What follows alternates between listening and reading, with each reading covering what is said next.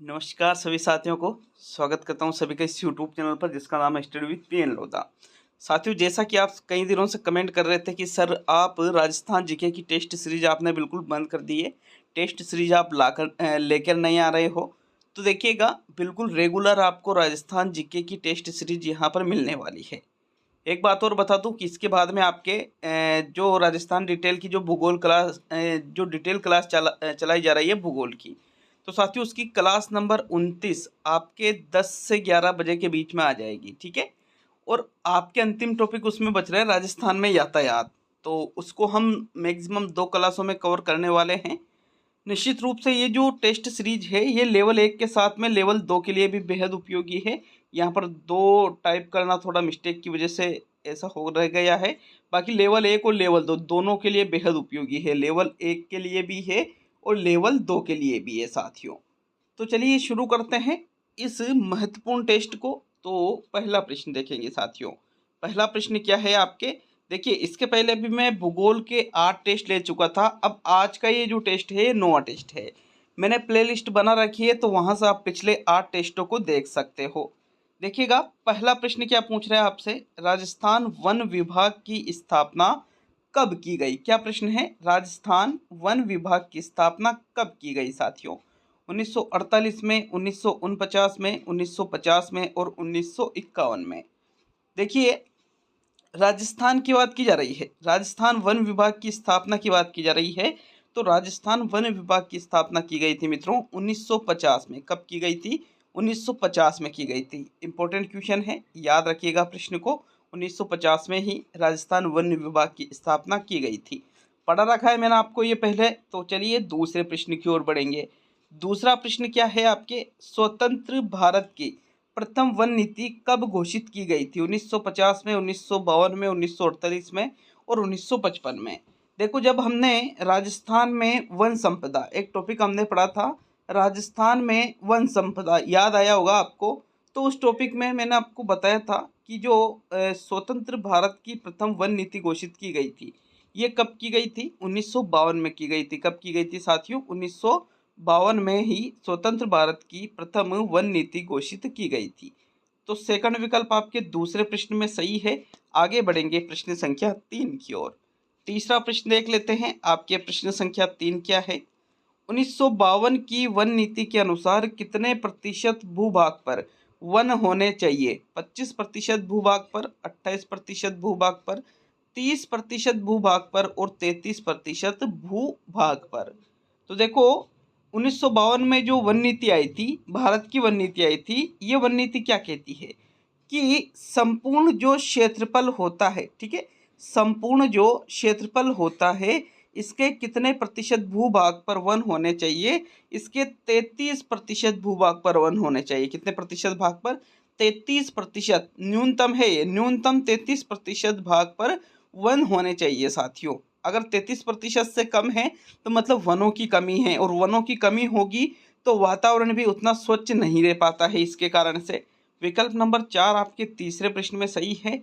आगे बढ़ेंगे अब हम प्रश्न संख्या 4 की ओर।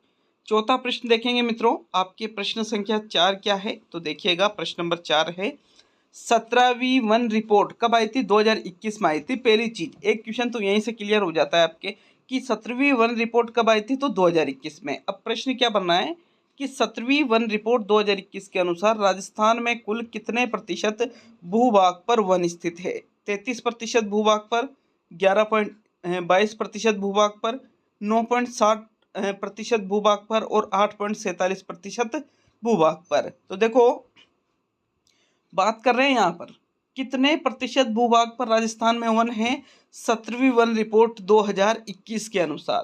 तो साथियों, जो 17वीं वन रिपोर्ट 2021 आई थी, ये इसके अनुसार राजस्थान में मात्र 9.60% जो भूभाग है, 9.60% जो क्षेत्रफल है भूमि का, इस पर ही वन स्थित है। मतलब देखो, होने तो कितने चाहिए, 33%। कितने होना चाहिए, 33% 1952 की वन नीति के अनुसार। लेकिन राजस्थान की जो 17वीं वन रिपोर्ट आई थी 2021 में, इसके अनुसार 9.60% जो क्षेत्रफल है राजस्थान के कुल क्षेत्रफल का, इस पर ही वन स्थित है। तो मतलब बहुत कम है। विकल्प नंबर 3 आपके प्रश्न संख्या 4 में सही रहेगा। ठीक है, आगे बढ़ेंगे प्रश्न संख्या 5 की ओर। तो पांचवा प्रश्न देख लेते हैं। आपके प्रश्न नंबर 5 क्या है? वन संपदा के अनुसार राजस्थान का देश में कौन सा स्थान है? 8वां स्थान है, 7वां स्थान है, 9वां स्थान है और 10वां स्थान है। तो देखो, वन संपदा के अनुसार आपको बताना है राजस्थान का भारत देश में जो स्थान आता है साथियों। तो देखो, 7वां, 8वां, 9वां या 10वां। तो अगर हम बात करें राजस्थान के कितने भूभाग पर वन है कुल क्षेत्रफल के? 9.60% भूभाग पर वन है कुल क्षेत्रफल के। ठीक है, अब दृष्टिकोण से देखिए कि भारत में वन संपदा के दृष्टिकोण से भारत में राजस्थान का कौन सा स्थान है? तो साथियों, राजस्थान का 10वां स्थान है। कौन सा स्थान है? 10वें नंबर पर आता है राजस्थान। किस दृष्टिकोण के अनुसार? वन संपदा के अनुसार भारत में। विकल्प 4 आपका 5वें प्रश्न में सही है। आगे बढ़ेंगे प्रश्न संख्या 6 की ओर। छठा प्रश्न क्या पूछ रहे हैं आपसे? राजस्थान में सर्वाधिक वन क्षेत्रफल वाला जिला कौन सा है? सिरोही जिला है, उदयपुर जिला है, झालावाड़ जिला है और चित्तौड़गढ़ जिला है। जब हमने वन क्षेत्रफल की हम बात करें, हमने जब वन संपदा पढ़ी थी तो मैंने आपको बताया था साथियों कि राजस्थान में सर्वाधिक वन क्षेत्रफल वाला जिला कौन सा है? तो उदयपुर जिला राजस्थान में सर्वाधिक वन क्षेत्रफल वाला जिला है। इसको मैं कोई लिंक करके आपको याद दिलाता हूँ कि हमने संगमरमर के बारे में पढ़ रहा था। किसके बारे में? संगमरमर के बारे में जब हमने पढ़ा था तो संगमरमर में के जो प्रकार थे उसमें मैंने आपको बताया था कि जो हरा संगमरमर है वो उदयपुर जिले में पाया जाता है। क्यों पाया जाता है? क्योंकि यहाँ पर सर्वाधिक वन स्थित है। तो आप वहां से भी इस चीज को लिंक करके याद रख सकते थे। तो यहाँ पर आपका कौन सा विकल्प सही है? प्रश्न संख्या 6 में आपके सेकंड विकल्प सही है। राजस्थान में सर्वाधिक वन क्षेत्रफल वाला जिला कौन सा है मित्रों? उदयपुर जिला राजस्थान में सर्वाधिक वन क्षेत्रफल वाला जिला है। अगर हम प्रथम 4 जिलों की बात करें कि राजस्थान में वन क्षेत्रफल की दृष्टि को ध्यान में रखते हुए जो प्रथम 4 जिले हैं वो कौन से हैं? तो देखिएगा, जो राजस्थान में सर्वाधिक वन क्षेत्रफल वाले प्रथम 4 जिले हैं उसमें सबसे पहले उदयपुर आता है। मतलब क्षेत्रफल की दृष्टि से सर्वाधिक वन कहाँ पर है? उदयपुर में। फिर प्रतापगढ़ में, फिर सिरोही में और फिर करौली जिले में सर्वाधिक वन है। देखा होगा आपने, इन जिलों में बरसात भी बहुत ही अच्छी होती है साथियों, क्योंकि जहां पर वन रहेंगे वहां बरसात भी ज्यादा होगी। चलिए 7वें प्रश्न की ओर बढ़ेंगे। आपके प्रश्न संख्या 7 क्या है? राजस्थान में न्यूनतम वन क्षेत्रफल वाला जिला कौन सा है? भाई सर्वाधिक 4 देख लिए, सर्वाधिक सबसे पहले कौन सा स्थान आता है? उदयपुर जिला आता है। अब हम न्यूनतम की बात करेंगे, सबसे कम की बात करेंगे। तो राजस्थान में जो न्यूनतम वन क्षेत्रफल वाला जिला है बाड़मेर, बीकानेर, चूरू, झुंझुनू। साथियों, इन जिलों में से आपको न्यूनतम वन क्षेत्रफल वाला जिला बताना है प्रश्न संख्या 7 में। तो बताइए 7वें प्रश्न में आपके कौन सा विकल्प सही रहेगा? देखिएगा, राजस्थान में जो न्यूनतम वन क्षेत्रफल वाला जिला है वो आपके कौन सा जिला आता है साथियों? चूरू जिला आता है। कौन सा जिला आता है? चूरू जिले में न्यूनतम वन क्षेत्रफल है साथियों। विकल्प नंबर 3 सही है आपके 7वें प्रश्न में। जिस प्रकार हमने देखे थे कि राजस्थान में सर्वाधिक प्रथम 4 जिले वन से संबंधित कौन से थे? उदयपुर, प्रतापगढ़, सिरोही और करौली। उसी प्रकार हम देखेंगे राजस्थान में न्यूनतम वन क्षेत्रफल वाले 4 जिले कौन से हैं? तो देखो, सबसे पहले तो चूरू ही आएगा, क्योंकि सबसे कम वन कहाँ पाए जाते हैं? चूरू जिले में। अब चूरू के अलावा राजस्थान में न्यूनतम वन प्रतिशत वाले जिलों की बात करें तो साथियों जोधपुर, चूरू, जैसलमेर और बीकानेर, ये जो 4 जिले हैं इनमें सबसे कम वन पाए जाते हैं। क्लियर है सभी के? तो चलिए आगे बढ़ते हैं आपके प्रश्न संख्या 8 की ओर। 8वां प्रश्न है, राजस्थान राज्य वन नीति कब घोषित की गई? 2010 में, 2011 में, 2012 में और 2013 में। बताइएगा, प्रश्न संख्या 8 में आपके कौन सा विकल्प सही है? जो राजस्थान राज्य की वन नीति घोषित की गई थी वो कब की गई थी मित्रों? प्रश्न संख्या 8 में अगर हम देखें तो राजस्थान राज्य वन नीति घोषित की गई थी 2010 में। कब घोषित की गई थी? 2010 में। विकल्प 1 आपके 8वें प्रश्न में सही है। आगे बढ़ते हैं प्रश्न संख्या 9 की ओर। 9वां प्रश्न देखेंगे। आपके प्रश्न संख्या 9 क्या है? विश्व की सबसे लंबी घास किसको कहा जाता है? बांस को, खजूर को, धामण घास को और एंचा घास को। देखो, वन संपदा में हमने जो टॉपिक पढ़े थे उसमें एक आया था आपके बांस। क्या आया था साथियों? बांस। और मैंने आपको बताया था कि ये बांस जो है एक घास की किस्म है। किसकी किस्म है ये? एक घास की किस्म है। और इस बांस को विश्व की सबसे लंबी घास कहा जाता है। क्या कहा जाता है? विश्व की सबसे लंबी घास किसको कहा जाता है? बांस को कहा जाता है। तो विकल्प नंबर आपका 1 सही है प्रश्न संख्या 9 में। देखिएगा, अगर हम बात करें तो बांस को आदिवासियों का हरा सोना भी कहा जाता है। और राजस्थान में जो सर्वाधिक बांस है ये बांसवाड़ा जिले में स्थित है। किस जिले में है? बांसवाड़ा जिले में। पढ़ाया था ना मैंने आपको, याद आ रहा है कुछ कुछ? तो साथियों, विकल्प नंबर 1 आपके सही है। और बांस को क्या कहा जाता है? आदिवासियों का हरा सोना, ग्रीन गोल्ड कहा जाता है साथियों। ग्रीन गोल्ड किसका? आदिवासियों का। विकल्प आपके एक सही है प्रश्न संख्या 9 में। नेक्स्ट 10वें प्रश्न की ओर बढ़ते हैं। तो चलिए 10वां प्रश्न देखेंगे। आपके प्रश्न संख्या 10 क्या है मित्रों? आदिवासियों का कल्पवृक्ष किसे कहा जाता है? बांस को कहा जाता है, अफीम को कहा जाता है, खेंजड़ी को कहा जाता है और महुआ को कहा जाता है। तो भाई ऐसा है, अभी हमने ऊपर जो प्रश्न देखा था 9वां प्रश्न, उसमें मैंने आपको क्या बताया कि बांस को तो आदिवासियों का हरा सोना कहते हैं। क्या कहते हैं? आदिवासियों का हरा सोना कहते हैं। और यहाँ पर कल्पवृक्ष की बात की जा रही है। किसकी बात की जा रही है? कल्पवृक्ष की। तो कल्पवृक्ष किसको कहा जाता है आदिवासियों का? तो आपके 10वें प्रश्न में जो सही उत्तर है, देखो, आदिवासियों का कल्पवृक्ष कहते हैं महुआ के पेड़ को। ठीक है, महुआ का जो पेड़ होता है इसी को आदिवासियों का कल्पवृक्ष कहा जाता है। अगर हम महुआ के पेड़ के बारे में ज्यादा बात करें तो देखिएगा, इसके जो पेड़, इस पेड़ के जो फूल होते हैं, इसके पेड़ क्या, सॉरी, इस पेड़ के जो फूल होते हैं, किस पेड़ के? महुआ पेड़ के। तो इनके फूलों को मावड़ी, मोगड़ी या महुड़ी, इन फूलों से मावड़ी, मोगड़ी या महुड़ी नामक शराब बनाई जाती है। और ये सर्वाधिक डूंगरपुर जिले में पाए जाते हैं महुआ के वृक्ष। तो देखो, कल्पवृक्ष किसको कहेंगे आदिवासियों का? महुआ को कहेंगे।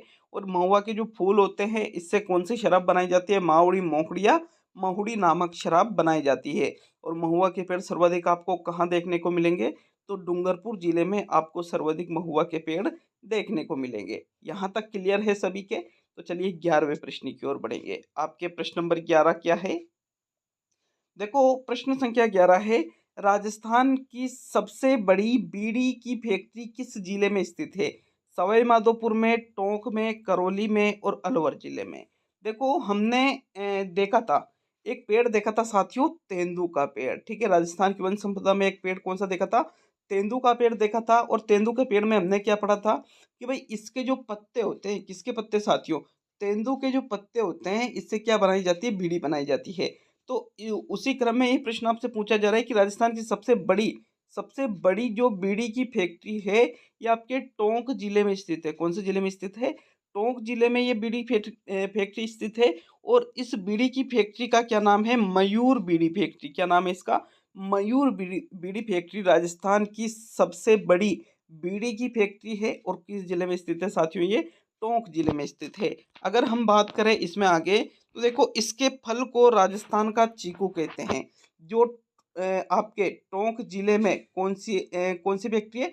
मयूर बीड़ी फैक्ट्री है साथियों। बीड़ी की सबसे बड़ी फैक्ट्री है। और ये बीड़ी किससे बनाई जाती है साथियों? तो ये बीड़ी आपके जो तेंदू का जो पत्ता होता है, ठीक है, तेंदू के जो पत्ते होते हैं इससे बीड़ी बनाई जाती है। और इसका जो फल लगता है, तेंदू में जो फल लगता है, इस फल को क्या कहा जाता है? राजस्थान का चीकू कहा जाता है साथियों।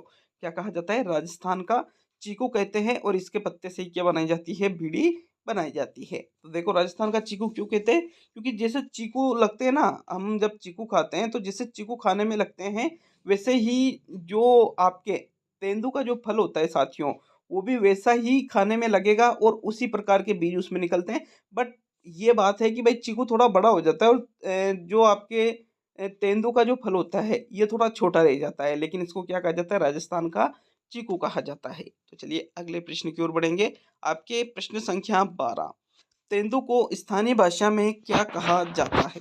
टिमरू कहा जाता है, चीकू कहा जाता है, डाईपरस कहा जाता है और इनमें से कोई नहीं। तो कोई नहीं को तो आप हटा दीजिए। देखिए, तेंदू जो पेड़ है इसको स्थानीय भाषा में डाईपरस नहीं कहेंगे, क्योंकि डाईपरस तो इसका वैज्ञानिक नाम है। कैसा नाम है? वैज्ञानिक नाम है साथियों। तो स्थानीय भाषा में तो वैज्ञानिक नाम बोलेंगे नहीं।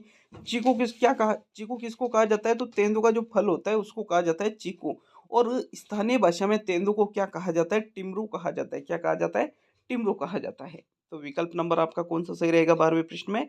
प्रथम विकल्प बिल्कुल सही उत्तर है आपके प्रश्न संख्या 12 में। तेंदू को स्थानीय भाषा में टिमरू के नाम से जाना जाता है। किस नाम से?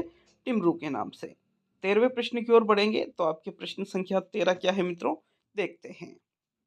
देखो, एक चीज और है कि जो तेंदू का जो पत्ता है इसका राष्ट्रीयकरण 1974 में हुआ था, ये भी आपको याद रखना है। और तेंदू सर्वाधिक राजस्थान में दक्षिण पश्चिम जो भाग है साथियों, दक्षिण पश्चिम जो आपके भाग है, ये पश्चिम ये दक्षिण, तो दक्षिण पश्चिम जो भाग है इसमें सर्वाधिक देखने को मिल जाते हैं। तो चलिए आगे बढ़ेंगे आपके प्रश्न नंबर 13 की ओर। 13वां प्रश्न क्या है देखिएगा, खस घास है। खस क्या है, एक घास है जो जहरीली घास है या सुगंधित घास है या बदबूदार घास है या बेहद लंबी घास है। तो भाई बेहद लंबी घास तो कौन सी है, बांस है, क्योंकि विश्व की सबसे लंबी घास भी किसको कहा जाता है, बांस को कहा जाता है साथियों। और बांस सर्वाधिक कहाँ मिलते हैं, बांसवाड़ा में, जिसको आदिवासियों का हरा सोना भी कहते हैं। हमने इस चीज को तो ऊपर ही देख लिया था। अब यहाँ पर बात की जा रही है खस घास की। किस घास की, खस नाम से एक घास आती है।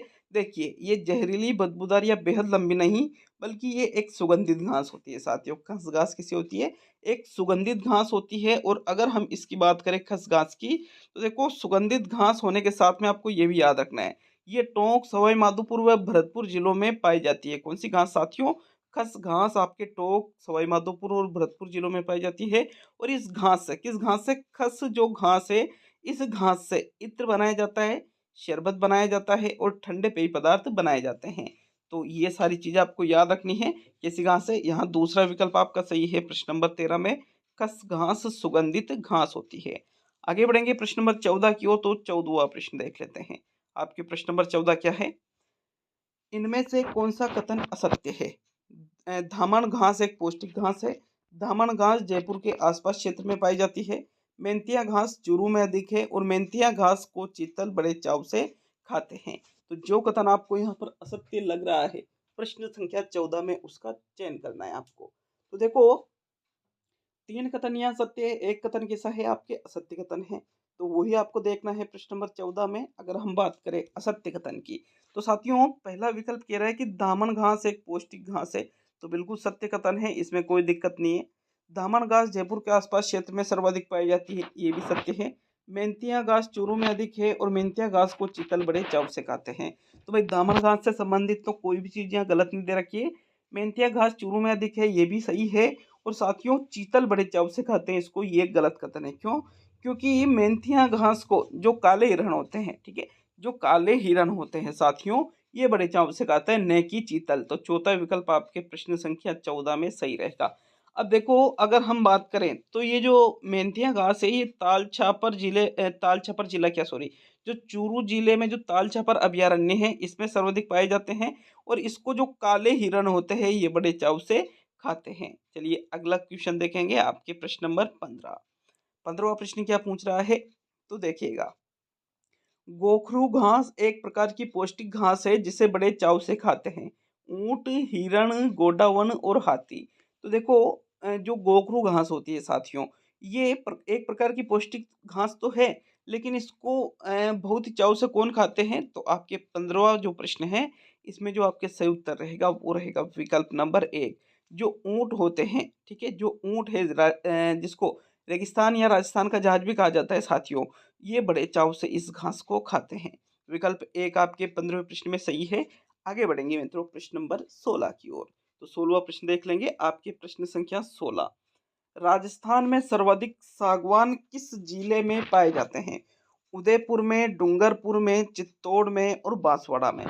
जिस जिले में सर्वाधिक सागवान पाए जाते हैं उस जिले का आपको प्रश्न संख्या 16 में चयन करना है। तो 16वें प्रश्न का सही उत्तर बताइएगा, सर्वाधिक सागवान किस जिले में पाया जाता है। पढ़ा रखा आपको ये सभी, ये सारी चीजें मैंने आपको पढ़ा रखी है मित्रों। तो 16वें प्रश्न में सही उत्तर देख लेते हैं साथियों।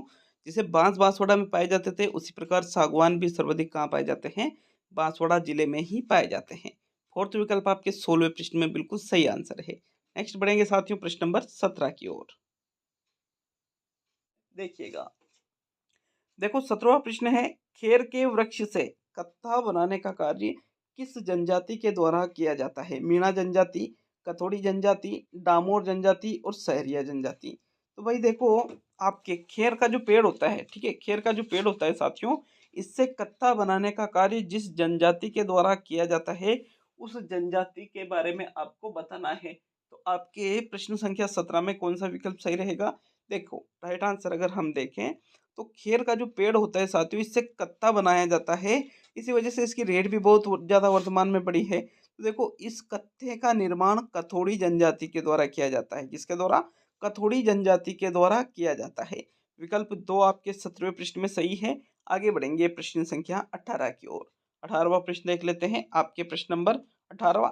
लेकिन उससे पहले आपको एक चीज़ और याद रखनी है कि खेर का जो वृक्ष है साथियों, ये सर्वाधिक उदयपुर व चित्तौड़ जिले में पाया जाता है। किस जिले में? उदयपुर व चित्तौड़गढ़ जिले में खेर का वृक्ष सर्वाधिक पाया जाता है। तो चलिए 18वां प्रश्न देखेंगे, आपके प्रश्न संख्या 18। जंगल की ज्वाला या फ्लेम ऑफ फॉरेस्ट किसे कहा जाता है? खेर को, शहतूत को, पलास को, और इनमें से कोई भी नहीं।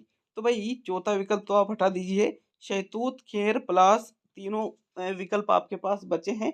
तो इनमें से किसको जंगल की ज्वाला या फ्लेम ऑफ फॉरेस्ट के नाम से जाना जाता है? तो 18वां जो प्रश्न है, इसका जो सही उत्तर देख लेते हैं। देखिएगा, जो जंगल की ज्वाला या फ्लेम ऑफ फॉरेस्ट कहा जाता है वो पलास के वृक्ष को कहा जाता है। किसको? पलास के वृक्ष को। पलास के वृक्ष के संबंध में एक दो चीजें और हैं कि भाई पहली चीज तो कि जो पलास का वृक्ष है ये आपके सर्वाधिक राजसमंद जिले में मिलता है, और इसे ढांक या खाकरा भी कहा जाता है। किसको? पलास को ढांक भी कहते हैं स्थानीय भाषा में, और खाकरा के नाम से भी जाना जाता है। मैं आपको बता दूं कि इसको जंगल की ज्वाला क्यों कहते हैं। क्योंकि जो होली का टाइम होता है साथियों, ठीक है, जो मार्च के आसपास, ठीक है, मार्च के आसपास का जो टाइम होता है, तो इसके जो फूल होते हैं, किसके? पलास के जो फूल होते हैं साथियों, बिल्कुल ज्वाला मतलब जो आग होती है, आग के जो रंग होता है आग का, वैसा ही इस पेड़ के जो फूल होते हैं उनका रंग होता है साथियों। दूर से दिखने पे ऐसा लगता है कि जैसे जंगल में आग लग रही हो, ऐसे दिखते हैं इनके फूल। तो इसी वजह से इसको क्या कहा जाता है? फ्लेम ऑफ फॉरेस्ट या जंगल की ज्वाला या जंगल की आग इसको कहते हैं। तो चलिए 19वें प्रश्न की ओर बढ़ेंगे, आपके प्रश्न संख्या 19। देखो 19वां प्रश्न क्या पूछ रहा है, देखिएगा, ये आपके प्रश्न नंबर 19 है। सेवन घास के बारे में असत्य कथन है। असत्य कथन का चयन करना है, किसके बारे में? सेवन घास के बारे में। तो इसका वैज्ञानिक नाम लसियारुस सिडिकस है। यह एक पौष्टिक घास है जो लाटीश्री क्षेत्र में पाई जाती है, बाड़मेर में। इसको स्थानीय भाषा में लीलोन अथवा सूखी सेवन घास को लीलोन कहा जाता है। और सेवन घास गोडाउन की शरण स्थली अथवा गोडाउन की प्रजनन स्थली कहा जाता है सेवन घास को। तो इनमें से जो कथन आपको असत्य लग रहा है उसका चयन प्रश्न संख्या 19 में करना है। देखो 19वें प्रश्न का जो सही उत्तर देखें, तो पहला विकल्प क्या कह रहा है कि वैज्ञानिक नाम लसियारुस सिडिकस, बिल्कुल सही है साथियों। दूसरा विकल्प कह रहा है कि पौष्टिक घास है, सही है, लाटीश्री क्षेत्र में पाई जाती है, सही है, लेकिन बाड़मेर में नहीं पाई जाती है, बल्कि कहाँ पाई जाती है? लाटीश्री क्षेत्र जैसलमेर में पाई जाती है। कहाँ पाई जाती है? लाटीश्री क्षेत्र जैसलमेर में पाई जाती है। तो ये क्या हुआ फिर? असत्य कथन हो गया। इसी वजह से आपके 19वें प्रश्न में कौन सा विकल्प सही रहेगा? दूसरा विकल्प सही रहेगा। इसका तीसरा विकल्प भी सही है, क्योंकि जो सेवन घास है इसको स्थानीय भाषा में लिलोन या सूखी सेवन घास को लिलोन कहते हैं। और सेवन घास को क्या कहा जाता है? गोडाउन की शरण स्थली और गोडाउन की प्रजनन स्थली भी इसको कहते हैं। तो चलिए 20वें प्रश्न की ओर बढ़ेंगे, आपके प्रश्न नंबर 20 क्या है, देखिएगा। टसर विकास कार्यक्रम किन जिलों में चलाया गया?